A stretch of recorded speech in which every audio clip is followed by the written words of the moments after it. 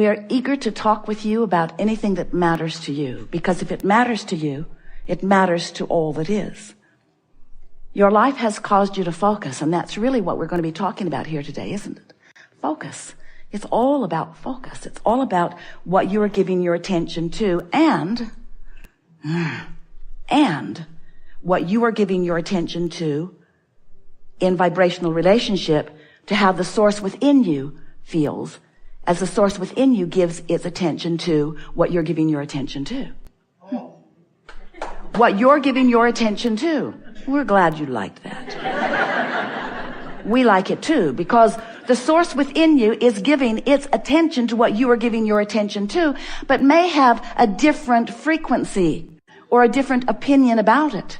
In other words, the source within you loves everyone you hate. We know it's annoying.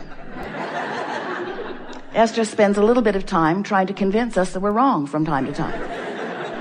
Really, you may not know all of the details.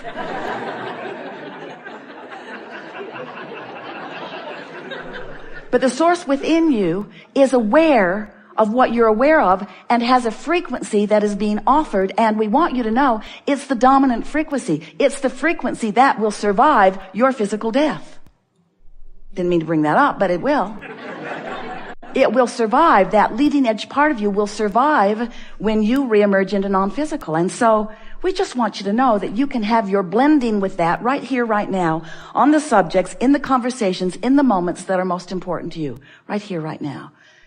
That's what you really want. You said, I'll go forth into a physical environment and I will explore it to my fullest capacity. That's what you said. We told you we would remind you. It's annoying now, we know. I will explore it to my fullest capacity, and in doing so, I will become aware of what could be better about that specific thing in this specific instance. And when that awareness of what I don't want is vivid within me, I know, you said, because you knew, that in knowing what I don't want, that a clear awareness of what is wanted would be born at the same time. And isn't that always the way that it is? Don't you always know more clearly what you do want when you're right smack dab in the middle of what you don't want? Isn't that when it becomes clear? Now you don't do, we love you very much. You know there's something coming after those words. We love you very much. You don't do a very good job of being a vibrational match to what you do want when you're just experiencing what you don't want, because what you don't want has your, in many cases, full attention. Your physical, human, undivided attention. And often, in speaking about what you want, even though you're using positive sounding words and maybe even smiling as you say them, as you're talking about what you want, often the reason that you want it is because you don't like not having it. And so your words, but more important, your vibration is all laced with the absence of what you want. And you just can't allow what you want into your experience when you are vividly active in the vibration of what you don't want. It just doesn't work that way. And you can't speak enough words or pull enough strings or influence enough people through your pulling of strings and offering of words to buck your own current. And it is your own current that we're talking about here. The current between you and you. The vibrational alignment or resistance between who you really are and who you're letting yourself be right here, right now, in this moment of the emotion. All that you call future manifestation exists as a precursor to the manifestation, as a vibrational beingness. And as that beingness exists, and it does, you can feel your relationship to it. You can feel it all day, every day. When you're up to speed with it, you feel so good. And when you're not up to speed with it, you feel so bad. And the more you are up to speed with it, the more you allow it to manifest. So over time, we've been looking for ways that we could convince you of who you really are and why you're really here and how you fit into the bigger picture of all of this. And in doing so, it is our dominant intent to help you to understand that you are key to the bigger picture.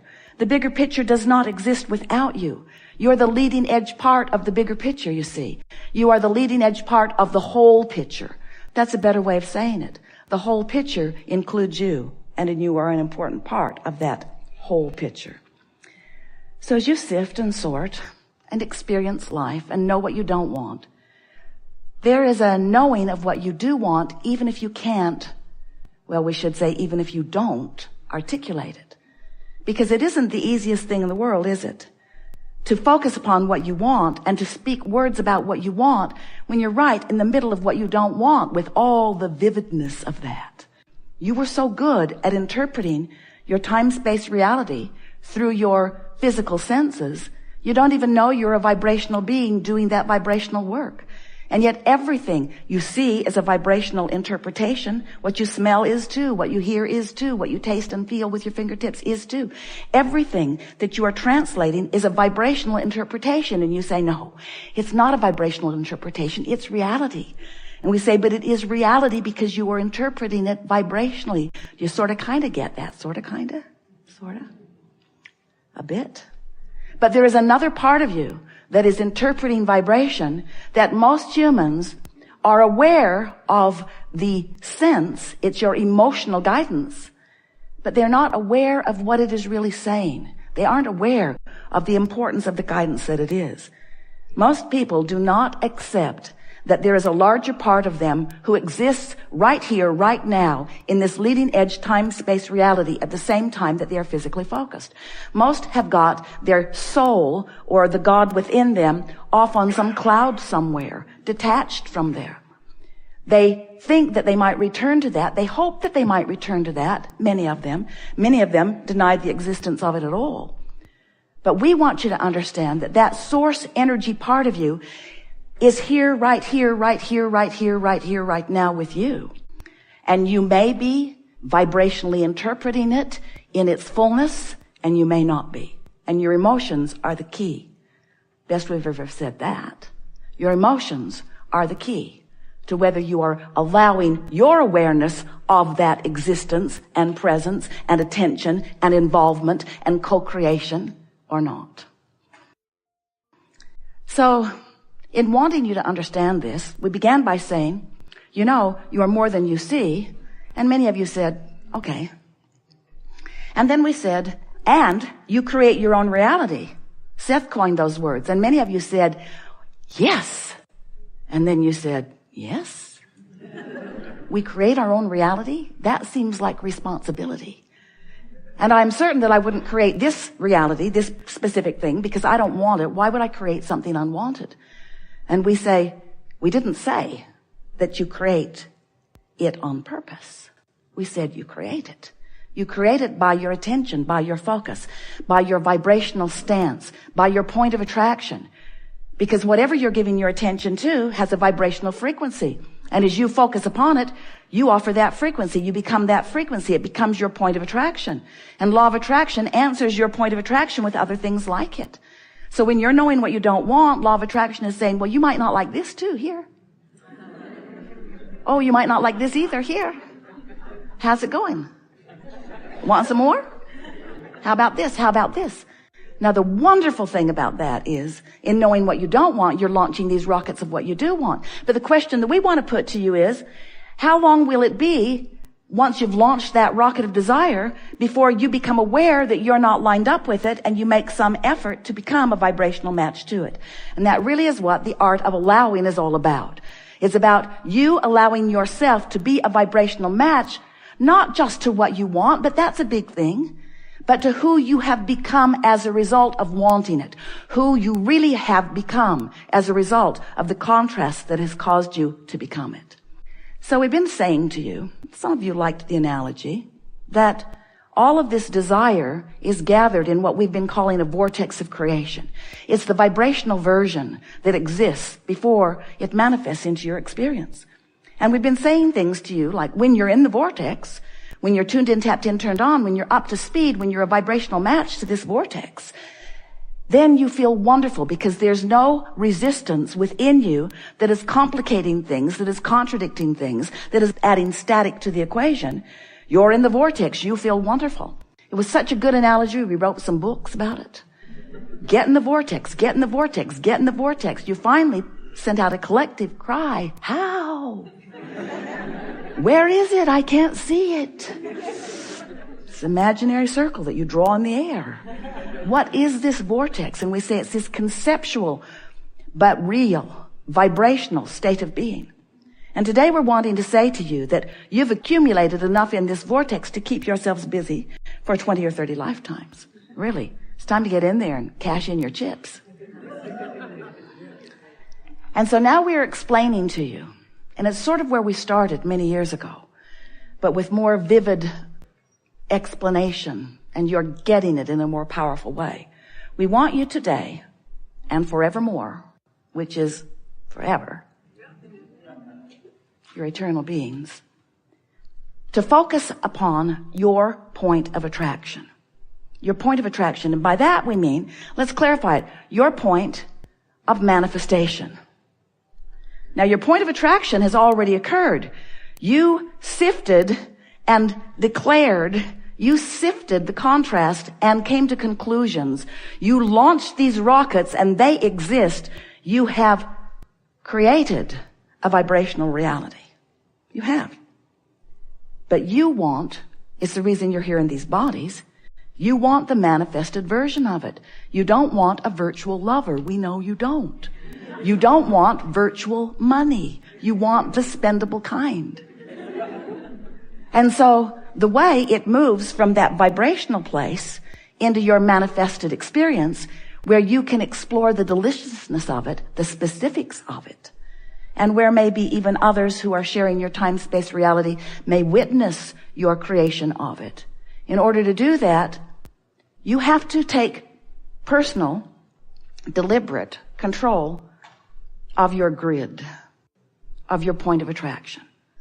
So as we use the word grid today, and we will, a lot, what we're talking about is your point of attraction. And your point of attraction is happening all the time, whether you know that it is or not. In other words, whatever you've been giving your attention to, you've offered a vibration about, and as you offer a vibration about it, law of attraction makes it easier to offer more vibrations about it. A belief is just a thought you keep thinking. And the beliefs that you hold make up the grid that you've got going on. Now we want to call your attention to this non-physical part of you, this source energy part of you, because that source energy part of you has a grid going on too.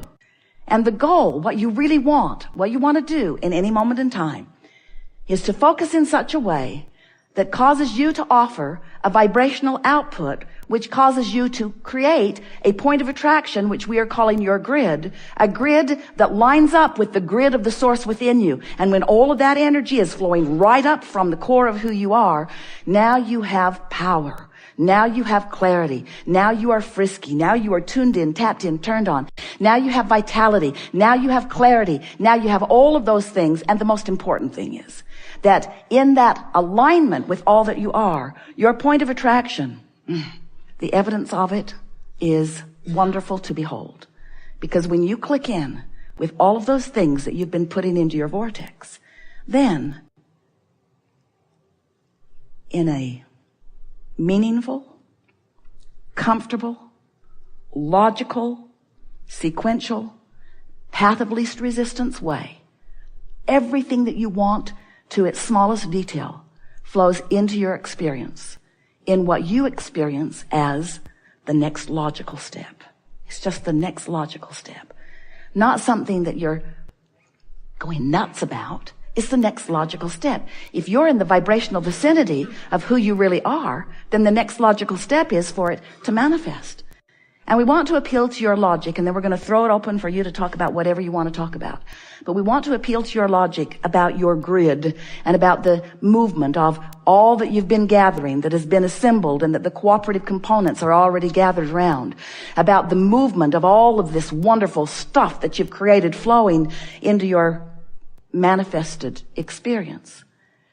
We want to remind you that you don't want to eat all of the food that you will eat in this lifetime today. You want to eat some of it today, but you want it to come incrementally so that you can savor it and enjoy it, yes? And the same with the contents of your vortex. You don't want it all today. You think you do. Especially those things that you're standing in conscious awareness of the absence of. Oh, Abraham, I'll just take this and this and this and this and this today.